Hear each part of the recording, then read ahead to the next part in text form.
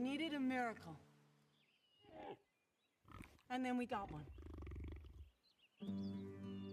This beautiful and special little creature will be a revolution in the livestock industry. Our super pigs will not only be big and beautiful, they will also leave a minimal footprint on the environment, consume less feed, and produce less excretions. And most importantly, they need to taste good. This is dedicated. So many people have used this phrase. I guess maybe Spielberg was the one who used it the most. We must keep the child alive in us in so many ways. Talk about that, if you will. I think that's like one of the journeys of adulthood, you know, is to work back towards that, right? Or try Yes. to, you know, loss of innocence. Because we cover it up with our pseudo-sophistication. Sure. And, yeah. We have to build tools to deal with, you know, what the world throws at us, and that's okay too. But I do think it's vital, not just for art, but for pleasure in life, to try to keep that element with you, and that's certainly astutely something that this film is about. Watching this girl enter this adult world is quite difficult. We can all, I mean, I was never a little girl, no matter what they say, but we can so totally identify.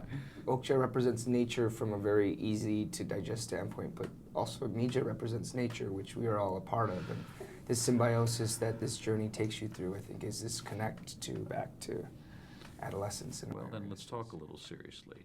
Nature is under threat all over the place. Mm-hmm. It is in America. I just was noticing yesterday there's an old and ancient grove of trees in Poland that is being just cut down all over the place. Something that concerns you?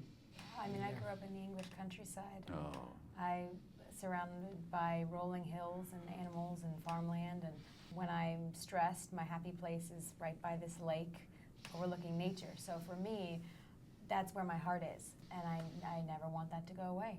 So the idea that we got to shoot a movie that took us from the city to these amazing mountainside, such drastically different areas, but you need one to balance the other. I mean, you need nature in order to make concrete living Once we lose livable. that, we change our very nature, it seems to me.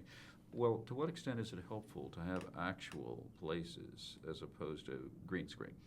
So much better. You know, the less acting we have to do, and I don't mean that in a lazy way, I mean it in a real way. If you have to imagine everything out of a tennis ball, Right. No. it gets a little... Yeah, no, I think it's super important, and luckily we had beautiful places to go to work in this film. Let's close out with talking about Netflix. It's changed the world of film. So far that I know of their mission statement, I hope that they keep on it.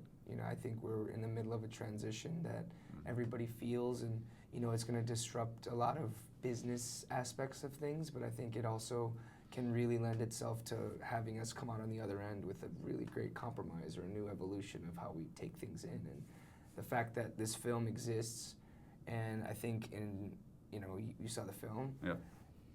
I don't know if everyone would go and watch that at the cinema, or I don't know if everyone would be able to watch it repeatedly in repeat viewings. And it is a shame that you don't get to see this on the screen sometimes, but then there's also a beauty to the fact that it exists in its entirety, unhindered, and that someone in the middle of this country is going to watch it, and they're just going to be blown away by whatever they see. So I'm old enough it still sort of feels like magic. awesome. Thank you very much. I'm Patrick Stoner.